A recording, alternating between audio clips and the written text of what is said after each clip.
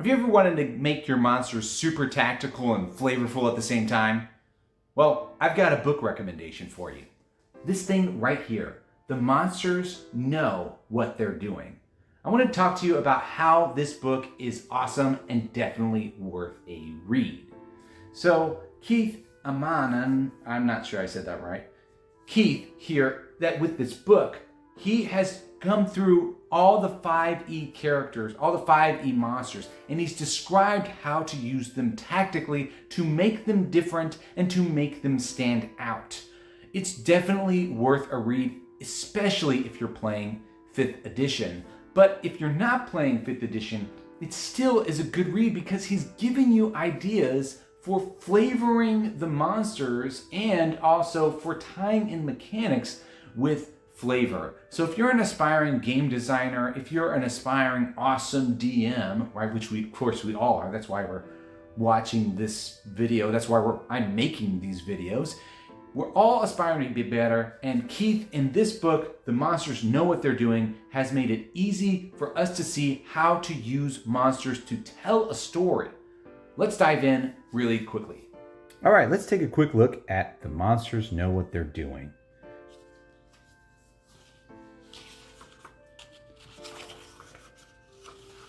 So it's written like a book, easy to read. He's going to describe in the beginning why use these specific tactics. And he talks about the background of why he wrote the book and how he wrote it and how he's got it laid out. So this is really important to read if you're going to read this book. And then as he goes in, he's got all the monsters broken up into different groups. If you look at the contents at the beginning, he tells you how to break them up, how to use NPCs, monstrosities. These are basically all the monsters from the Monsters Manual. And all of them are broken down, quite detailed. So you can see here, I'll just show you the goblins and the humanoids, for example. They're going to quickly describe what we know based on the Monster Manual. So all of the stuff that he does in the book is broken down based off of the lore in the D&D settings. So if you're running D&D, this is an absolute wonderful resource to use. He talks more about goblins. He breaks down their stat blocks and what they're being used for. And he keeps going. Look at all that. All that was still goblins, right? He talks about goblin boss, how to use them, how to distinguish them. Then we're getting into hobgoblins and the same thing. They're talking differentiating those hobgoblins. Not just one hobgoblin, but all the different kinds of hobgoblins are broken down, getting into bugbears, which kind of all go together, right? We've got hobgoblins, bugbears, and then now we've got a separate section for kobolds.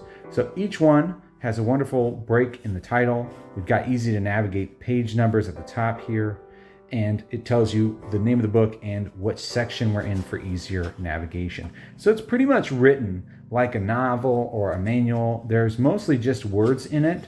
There are some sections where we've got drawings and depictions, drawings at the beginning of each chapter, which is nice, adds a little bit of flavor. But mostly it's just written words, and it's mostly just great advice. So I recommend checking it out. It's a lot of fun. It's a great read, especially for DMs and GMs. If you've been wanting a more tactical game and you're a player, you can get this book for your referee, for your DM. That's actually what happened to me and how I got this book. One of my players gave this to me for Christmas, and it was a wonderful read. And then I'm pretty sure they regretted it because their character died. All right, well, it's worth checking out. So one of the important things about this book is it actually takes all of the monsters as individuals and looks at them from their perspective and describes how they would be attacking. Now, I do want to point out that this book is written for tactical players and for DMs who want to become tactical. So it's going to describe how your monsters can absolutely obliterate the party. But that doesn't mean that you have to be an adversarial DM. It just means that if you're going to be playing using these tactics, your players should know these monsters are not messing around. because he's going to show you and walk you through how to use each of these monsters to their perfection. What's the best thing to do in the ideal scenario? And remember, as your adventurers are moving along, oftentimes that means that they're going into the monster's lair, their home territory. They're going to absolutely not only know what they're doing, they're going to know where they are, and that will matter. It should be pointed out that he first breaks down each of the monsters and gives you their background, their ideas and thoughts, and how they might behave, and then he goes into the tactics for each one. Sometimes he even breaks down every single round what you should be doing to set up your monsters.